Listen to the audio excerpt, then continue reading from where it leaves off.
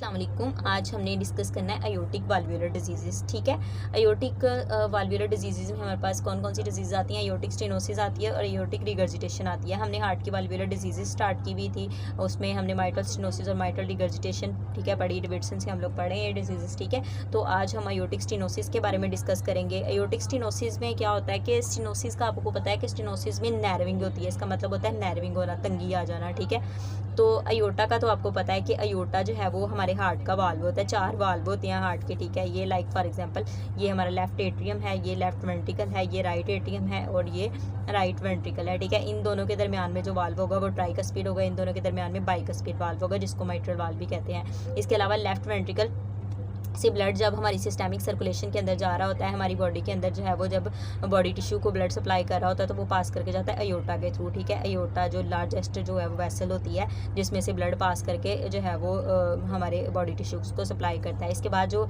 यहाँ पे जो वाल्व होता है वो अयोटिक वाल्व होता है, वो ये अयोटिक वाल्व होता है। ठीक है, 3 कस्प होती हैं, इसके भी 3 कस्प होती हैं, इसके 2 कस्प होती हैं। और राइट वेंट्रिकल और पल्मोनरी आर्टरी जो होती है उसके दरमियान में जो वाल्व होता है वो होता है सेमिलुनर वाल्व या पल्मोनरी वाल्व। तो बिटवीन द लेफ्ट वेंट्रिकल आप कह सकते हो, between left ventricle and aorta. ठीक है, कौन सा वाल्व होता है? Aortic valve. ये वाल्व जो होता है ना, ये जब इसके अंदर स्टेनोसिस हो जाती है, मतलब तंगी आ जाती है। तंगी किस वजह से आ सकती है? कोई कैल्सिफिकेशन हो सकती है, कोई फिब्रोसिस हो सकती है, या फिर कोई और डिजीज़ हो सकती है। ठीक है, उसकी वजह से जो है वो जब ये वेल जो है वो नर्विंग लाइक इसकी नॉर्मल स्पेस इतनी थी, तो जब कैल्सिफिकेशन फिब्रोसिस हो गई और ये इतनी सी जगह रह गई तो ब्लड को जो है वो पास करने के अंदर डिफ़िकल्टी होगी। ठीक है, ब्लड जो है वो कम पास करेगा जिसकी वजह से कार्डिक आउटपुट कम हो जाएगी। कार्डिक आउटपुट कम हो जाएगी तो ब्लड प्रेशर कम हो जाएगा। ठीक है, जिसकी वजह से जब ब्लड प्रेशर आपको पता है कम हो जाएगा, इस्कीमिक इश्यूज़ आएंगे, आपके ब्रेन तक कम ब्लड पहुंचेगा। ब्रेन तक कम पहुंचेगा तो जो है वो ब्रेन आपका सही तरीके से काम नहीं करेगा, बंदा सिंकपी हो जाएगी उसको। ठीक है, बेहोश होना शुरू हो जाएगा। आपके लंग्स तक अगर कम ब्लड पहुंचेगा तो उसकी वजह से ब्रेथलेसनेस होना शुरू हो जाएगी। ठीक है, उसके अलावा जो आपके दूसरे बॉडी पार्ट्स जो है वो उन तक कम ब्लड अगर पहुँचेगा तो फिर भी डिफरेंट प्रॉब्लम आ सकते हैं। ठीक है, तो इस तरीके से ना हम डिस्कस करते हैं अपनी ये अयोटिक स्टेनोसिस को कि क्या क्या कॉजेज़ होती हैं, कौन कौन से फैक्टर्स हैं जिसकी वजह से आपकी अयोटिक स्टेनोसिस की डिजीज़ आपको होती है। ठीक है, तो इसकी कॉजेज़ सबसे पहले डिस्कस करते हैं हम लोग। कॉजेज़ में ना आपको पता है कि एज जो है वो बड़ी इंपॉर्टेंट रोल प्ले करती है किसी डिज़ीज़ की जो है वो डिज़ीज़ को कॉज करने में। ठीक है, तो मतलब कि आपको पता चलता है कि इस एज के लोगों में ये वाली डिज़ीज़ होती है, आप इसे डायग्नोस करने में आपको हेल्प मिलती है। तो ये ना बच्चों के अंदर जो होती है ना अयोटिक स्टेनोसिस की डिज़ीज़, ये इन्फेंट्स के अंदर भी होती है, चिल्ड्रन के अंदर भी होती है और इसके अलावा जो है वो ओल्ड एज पीपल उनके अंदर भी होती है। अच्छा, अब उनके अंदर जो है वो कंजेनिटल अयोटिक स्टेनोसिस होती है। कंजेनिटल अयोटिक स्टेनोसिस, AS लिख लेते हैं। ठीक है, कंजेनिटल अयोटिक स्टेनोसिस, इसमें क्या होता है कि ये बाय बर्थ ही बच्चों के अंदर होती है, लेकिन ये अपीयर तब होती है जब बच्चा जो है वो 1 साल का हो जाता है, ड्यूरिंग इन्फेंसी। ठीक है, इसके अलावा आपको सब वाल्व्यूलर कंजेनिटल स्टेनोसिस मिल सकती है। सब वाल्व्यूलर कौन सी होती है? बिलो द एयोटिक वाल्व जो होगी। इसके अलावा सुप्रा वाल्व्यूलर आपको मिल सकती है स्टेनोसिस, सुप्रा वाल्व्यूलर एयोटिक स्टेनोसिस जो कि वाल्व के अबव द वाल्व होगी। ठीक है, अबव द वाल्व जब नर्विंग हो जाएगी तो उसको सुप्रा वाल्व्यूलर कहेंगे। इसके अलावा जो है वो आपको बाइकस्पिड एयोटिक स्टेनोसिस हो सकती है। बाइकस्पिड, अच्छा बाइकस्पिड 3, ये तो ट्राइकस्पिड है, 3 कस्प होते हैं ना इसके।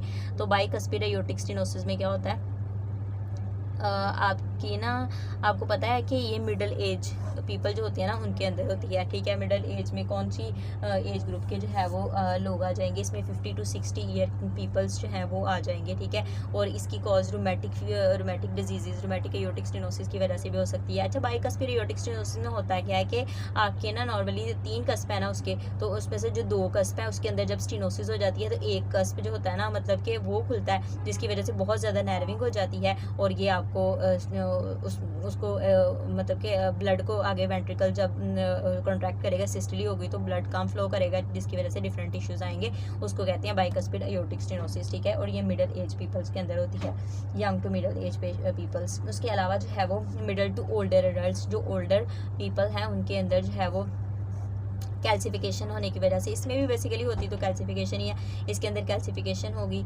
फिब्रोसिस होगी। ठीक है, फिब्रोसिस, कैल्सिफिकेशन होगी, फिब्रोसिस कैल्सिफिकेशन होगी। इसके अलावा जो है वो रूमेटिक एयोर्टिक स्टेनोसिस होगी, ये ओल्डर पीपल्स के अंदर ज़्यादा होती है। इसके अलावा उनके अंदर ट्राइकस्पिड वाल्वुलर स्टेनोसिस भी हो जाती है और वो भी फिब्रोसिस और कैल्सिफिकेशन की वजह से ही होती है। इसके आपको पता है जो रूमेटिक जो स्टेनोसिस होती है वो मोस्टली रूमेटिक जो स्टेनोसिस है वो तो माइट्रल डिजीज़ कराती हैं, और रूमेटिक जो डिजीज़ है ये 30 to 60 ईयर के जो एज ग्रुप के लोग होते हैं ना उनके अंदर होती है। इसके अलावा जो मैंने आपको ये बताया कि 50 to 60 ईयर में आपको बाइकस्पिड एयोर्टिक स्टेनोसिस देखने को मिलती है। जो 70 to 90 ईयर्स पीपल्स होते हैं ना उनमें आपको जो है वो ये कैल्सिफिक एयोर्टिक स्टेनोसिस देखने को मिलेगी। अच्छा, ये तो हमने इसकी कॉजेज़ पढ़ ली। इसके अलावा इसकी पैथोजेनेसिस क्या होती है, ठीक है। पैथोजेनेसिस मतलब कैसे ये डिजीज़ इनिशिएट होती है, कैसे डेवलप होती है। तो इनिशिएट आपको पता है कि ये डिफरेंट कॉजेज होती है जिसकी वजह से ये इनिशिएट होती है, तो डेवलप कैसे होगी। आपको पता है कि इनिशियली तो ये जो है बेसिकली तो इसने हमारी कार्डिक आउटपुट जो होती है उसको डिस्टर्ब करना होता है, ब्लड के फ्लो को कम करना होता है, जिसकी वजह से मल्टी ऑर्गन फेलियर हो सकता है, ठीक है। मतलब डिफरेंट ऑर्गन इफेक्ट हो सकते हैं और पेशेंट को डिफरेंट जो है वो डिफ़िकल्टीज फेस करना पड़ सकती है।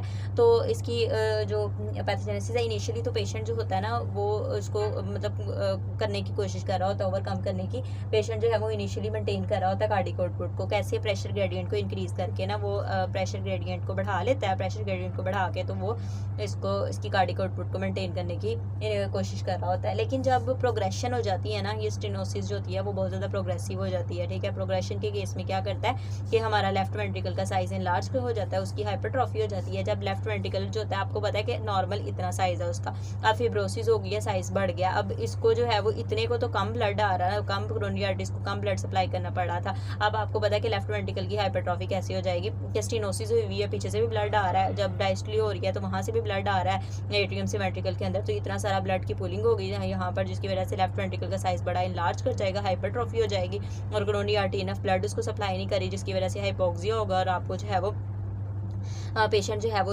उसको चेस्ट पेन होना शुरू हो जाएगी, ठीक है। अंजाइना का केस हो जाएगा, ठीक है, यहाँ पर, ठीक है, इनफ ब्लड सप्लाई ना मिलने की वजह से। इसके अलावा जो है वो ये ज़रूरी नहीं है कि कोरोनरी आर्टरी डिजीज़ होगी तो फिर ही जो है वो ऑब्स्ट्रक्शन होने की वजह से कम ब्लड फ्लो होगा, नहीं। जब वेंट्रिकल की हाइपरट्रॉफी हो जाएगी तो उसका साइज़ बढ़ने की वजह से इनफ ब्लड सप्लाई नहीं पहुंचेगी, तो फिर भी आपको जो है वो ये एयोर्टिक स्टेनोसिस मतलब कि ये आपको देखने को मिल सकता है, एंजाइना, ठीक है। और एक्सरसाइज के टाइम पर भी जब पेशेंट को जितनी कार्डिक आउटपुट चाहिए होती है वो इनफ नहीं मिल सकेगी, क्योंकि फिक्स जो है वो आउटफ्लो ऑब्स्ट्रक्शन हो जाती है, उसकी वजह से भी आपको जो है वो चेस्ट पेन या इस तरह की डिफरेंट जो है वो फेस करना पड़ सकती है। अब बहुत ज़्यादा यहाँ पर फ्लो बढ़ गया, लेफ्ट वेंट्रिकल की हाइपरट्रॉफी हो गई, तो आपको पता है कि फिर वो राइट एट्रियम को भी लेफ्ट एट्रियम को भी इफेक्ट करेगी, उसके अंदर भी पूलिंग होना शुरू हो जाएगी, फिर आगे वो जो है वो लंग्स को इफेक्ट करेगी, जिसकी वजह से पल्मोनरी एडीमा हो जाएगा, पल्मोनरी एडीमा, ठीक है। उसके बाद जो है वो पेशेंट आपके पास किन किन साइन एंड सिम्टम्स के साथ आएगा, कौन से क्लिनिकल फीचर्स के पेशेंट जो है जब आपके पास वार्ड में आएगा तो वो आपको क्या सिम्टम्स जो है वो प्रेजेंट करेगा, ठीक है। सिम्टम्स उसकी क्या होंगी, वो कहेगा कि उसको चेस्ट पेन हो रही है, तो चेस्ट पेन में हमने आपको बता दिया कि लेफ्ट वेंट्रिकल का साइज़ बढ़ जाएगा और हाइपोक्सिया हो जाएगा, ऑक्सीजन की सप्लाई कम हो जाएगी, ठीक है, जिसकी वजह से उसको चेस्ट पेन होगी, चेस्ट टाइटनेस होगी, ठीक है। और उसको हम लोग कहते होते हैं एंजाइना। एंजाइना को आप ईसीजी से कैसे करते हो फाइंड आउट, कि टी वेव जो होती है वो इन्वर्ट होना शुरू हो जाती है। इसके अलावा जब लंग्स को इनफ ब्लड नहीं पहुंचेगा तो उसकी वजह से ब्रेथलेसनेस होगी, या कार्डिक डिकम्पनसेशन कह सकते हो, ब्रेथलेसनेस होगी। और इसके अलावा सिंकपी, मैंने आपको बताया कि जब आपके ब्रेन को इनफ ब्लड नहीं मिलेगा तो उसकी वजह से बेहोशी की हालत होगी, ब्लड प्रेशर कम होने की वजह से, कार्डिक आउटपुट कम होने की वजह से, इस्कीमिक इश्यूज़ की वजह से, ठीक है। उसके अलावा जब आपको माइल्ड टू मॉडरेट स्टेनोसिस है ना, माइल्ड, इतनी ज़्यादा सीवियर स्टेनोसिस नहीं है, माइल्ड टू मॉडरेट स्टेनोसिस है, तो वो है भी एसिम्टोमेटिक, ये एसिम्टोमेटिक है। तो फिर क्या होगा कि फिर आपको अगर एसिम्टोमेटिक है ना, ये माइल्ड टू मॉडरेट वाली जो स्टेनोसिस होती है वो एसिम्टोमेटिक होती है, उसमें साइन एंड सिम्टम्स इतने ज़्यादा पेयर नहीं हो रहे होते।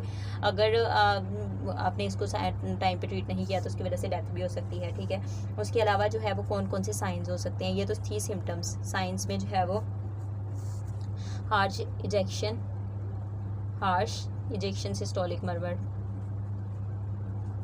इजेक्शन सिस्टोलिक मर्मर हो सकता है, मतलब कि मर्मर होती है अब नॉर्मल साउंड, कि जब हमारा वेंट्रिकल था ना, वेंट्रिकल की सिस्टली हो रही थी, अब सिस्टली जब वेंट्रिकल की हो रही है तो उसने आगे उत्तरी एओर्टा जो है वो ब्लड जो है वो उसको आगे पुश करना है।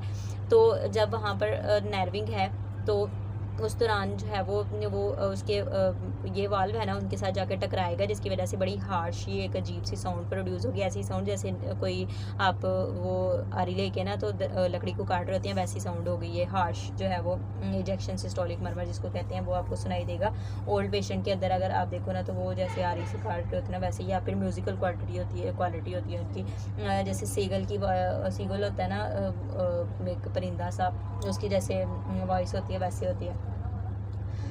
तो अगर माइल्ड स्टेनोसिस है ना तो उस केस में क्या होगा कि कैल्सिफिकेशन हो जाएगी और वो वाल्व्स की जो आयोटिक वाल्व होगा उसको कैल्सिफिकेशन की वजह से कैल्सिफिकेशन होगी लेकिन ऑब्स्ट्रक्शन नहीं होगी। वाल्व थिक हो जाएंगे, कैल्सीफाई हो जाएंगे but not obstruct mild cases में, ठीक है। उसकी कैल्सिफिकेशन हो रही है लेकिन ऑब्स्ट्रक्शन कोई नहीं हो रही उसमें। अगर आप ट्रीट नहीं करती हो इनिशियली उसको तो उसकी वजह से जो है वो पेशेंट की डेथ भी हो सकती है विद इन 3 to 5 ईयर्स। और इसकी वजह से आपकी जो पल्स प्रेशर होगा ना वो नैरो होना शुरू हो जाएगी। और पल्स प्रेशर क्या होता है? पल्स प्रेशर होता है pressure between the systole and diastole, और वो नॉर्मल होता है। आपको पता है कि नॉर्मल हमारे जो सिस्टली होती है वो 120 की होती है और डायस्टली जो होती है वो 80 की होती है मिलीमीटर ऑफ मर्करी। इन दोनों का जो डिफरेंस होता है उसको पल्स प्रेशर कहते हैं और वो 40 का होता है नॉर्मल, ठीक है। उसके बाद जो है वो आपकी जो कैरोटिड पल्स है ना वो इसमें स्टेनोसिस होने की वजह से वो स्लो होना शुरू हो जाएगी। Slow carotid pulse pulmonary venous congestion होना शुरू हो जाएगी। Pulmonary venous congestion. इसके अलावा जो साइन मिलेगा ना उसमें ये होगा कि जो जो आपके लेफ्ट वेंट्रिकल है ना उसमें ब्लड का फ्लो बहुत ज़्यादा हो जाएगा, जिसकी वजह से जब आप यूं करके हाथ रखोगे ना तो आपकी उंगली यूं उठेगी ऊपर। नॉर्मल केसेस में नहीं होगी लेकिन इसमें होगी। उसको कहेंगे हीविंग अपेक्स बीट। अच्छा, आप इसको इन्वेस्टिगेट कैसे कर सकते हो? ऐसे कौन से टेस्ट होते हैं जिसके थ्रू आप इसको इन्वेस्टिगेट कर सकते हो? तो उसके लिए आपने ईको करानी है। ईको के थ्रू आपको वाल्व की कंडीशन का पता चलेगा, उसमें कितनी स्टेनोसिस है, कितनी कैल्सिफिकेशन है, उसको आप असेस कर सकते हो। उसकी जो है वो सिस्टोलिक ग्रेडियंट को उसकी वाल्व की थिकनेस देख सकते हो, उसकी वेंट्रिकल की हाइपरट्रॉफी को देख सकते हो। इसके अलावा डोपलर टेस्ट होता है, ये भी रिगर्जिटेशन और उसकी स्टेनोसिस की सेवेरिटी जो होती है उसको चेक करने के लिए होता है। इसके अलावा आप इसको किस तरीके से मैनेज कर सकते हो, ठीक है। तो मैनेजमेंट में ये होता है कि आपको ना सर्जरी कराना पड़ती है, आयोटिक वाल्व की रिप्लेसमेंट कराना पड़ती है। मॉडरेट टू स्पेयर स्टेनोसिस जब होती है ना तो अगर एसिम्प्टोमेटिक है तो आपने पेशेंट को कहना है कि आप with in the 1 to 2 years आपने अपनी डॉपलर कराना है या इको करानी है, ताकि पता चलता रहे कि वो कितनी ज़्यादा स्टेनोसिस जो है वो स्वेयर हो रही है अगर एसिम्प्टोमेटिक है। लेकिन अगर सिम्प्टोमेटिक है तो फिर आपने क्या कराना है कि बेहतर है कि आप आयोटिक वाल्व जो है वो रिप्लेसमेंट कराओ। और आयोटिक वाल्व रिप्लेसमेंट ये नहीं है कि उसमें 100% कोई चांसेस जो है वो नहीं है रिकवरी के, बल्कि आयोटिक वाल्व रिप्लेसमेंट अगर एजेड पीपल भी कराते हैं ना तो उनके अंदर भी जो है वो ये बड़ी इफेक्टिव होती है, ठीक है। सडन डेथ को भी ये डिले कर देती है और ओल्ड एज के अंदर इसकी कोई कॉन्ट्रा इंडिकेशन वगैरह नहीं है, ठीक है। और इसके अलावा जो है वो आप transcatheter valve replacement, transcatheter valve implantation जो होता है ना, transcatheter aortic valve implantation करा सकते हो। इसके अलावा आयोटिक बलून वल्वुलोप्लास्टी, ठीक है। ये जो आयोटिक बलून वल्वुलोप्लास्टी होती है ना ये इफेक्टिव होती है, यूजफुल होती है कंजेनिटल आयोटिक स्टेनोसिस के अंदर। और ये ना ओल्डर पेशेंट के अंदर लिमिटेड है, उसके ज़्यादा इफेक्टिव होती है उसके अंदर छोटे बच्चों के अंदर। लेकिन अगर किसी को एट्रियल फिब्रिलेशन भी साथ हो रही है तो फिर आपने उसको एंटीकोगुलेंट्स के थ्रू मैनेज करने की कोशिश करनी है, ठीक है। ये हमारा आयोटिक स्टेनोसिस था, ठीक है। अगर इसमें कोई क्यूरी हो तो you can ask. Thank you very much, ठीक है। इसको मैं एक क्विक रिव्यू दे देती हूँ आपको कि क्या होता है। आयोटिक स्टेनोसिस जो होती है हमारा जो आयोटिक वाल्व होता है उसके अंदर नर्विंग होने की वजह से ये होती है, ठीक है। और जब नर्विंग हो जाती है तो आपको पता है कि जाहिर सी बात है सिस्टली जब होती है लेफ्ट वेंट्रिकल की कॉन्ट्रैक्शन होती है तो इसने आगे ब्लड को फ्लो करना होता है, जिसकी वजह से इनफ ब्लड जो है वो नहीं, जितना मतलब जाना चाहिए था ब्लड वो नहीं जा सकता, ठीक है। और हाइपोक्सिया क्रिएट होता है, हाइपोक्सीमिया होता है, ठीक है। और पेशेंट फटीग भी करेगा, जाहिर सी बात है कार्डियक आउटपुट कम हो जाएगी। ये एयोटिक वाल्व होता क्या है between the left ventricle and aorta होता है। इसकी कॉजेज़ क्या हो सकती है? ये कंजेनिटल एयोटिक स्टेनोसिस भी हो सकती है, बाय बर्थ भी हो सकती है, और अपीयर इन्फेंसी के टाइम पे हो सकती है। बाइकस्पिड एयोटिक स्टेनोसिस हो सकती है, दोनों कस्प जो है वो बंद हुए हों और एक खुला, और उसमें भी फिर तंगी होगी, जो है वो इनफ ब्लड फ्लो नहीं कर सकेगा। कैल्सिफिकेशन की वजह से, फिब्रोसिस की वजह से हो सकता है इन ओल्ड एज पीपल के अंदर। पैथोजेनेसिस में यही है कि आपका जो है ना लेफ्ट वेंट्रिकल जो है वो हाइपरट्रॉफी हो जाएगी उसकी, जिसकी वजह से जो है वो इनफ ब्लड नहीं उसको मिल सकेगा, फिब्रोसिस वगैरह होने की वजह से, कैल्सिफिकेशन की वजह से, और उसकी वजह से एंजाइना होगा। ठीक है, पेशेंट जो है वो किन सिम्टम्स के साथ आएगा? एंजाइना के साथ आएगा, ब्रेथलेसनेस के साथ आएगा, सिंकपी होगी उसको, और माइल्ड टू मॉडरेट स्टेनोसिस जो है वो अगर वो एसिम्टोमेटिक होता है। इसमें कौन कौन से साइंस होते हैं आपके पास? हार्श इजेक्शन, सिस्टोलिक मरमर सुनाई देगा आपको, पल्स प्रेशर जो है वो आपका जो है वो कम होगा। ठीक है, उसके अलावा जो है वो आपकी कैरोटिड पल्स जो है वो होना शुरू हो जाएगी, स्लो होना शुरू हो जाएगी। पल्मोनरी वेनस कंजेशन होगी। इन्वेस्टिगेट आप इसको इको के थ्रू, डॉपलर के थ्रू करा सकते हो। मैनेजमेंट आपने 1 से 2 साल के अंदर जो है वो या तो एयोटिक वाल्व रिप्लेसमेंट करा देनी है, या अगर एसिम्प्टोमेटिक है तो 1 से 2 साल के अंदर उसकी इको और डॉपलर वगैरह कराते रहना है। इसके अलावा transcatheter aortic valve implantation करा सकते हो। बलून वेलुलोप्लास्टी जो होती है वो बच्चों के अंदर इफेक्टिव होती है, और इसके अलावा ओल्डर एज के अंदर लिमिटेड है। एयोटिक फिब्रिलेशन अगर किसी को साथ हो रही है तो आपने उसको क्या कराना है? आपने उसको एंटीकोगुलेंट्स देनी है। Thank you very much.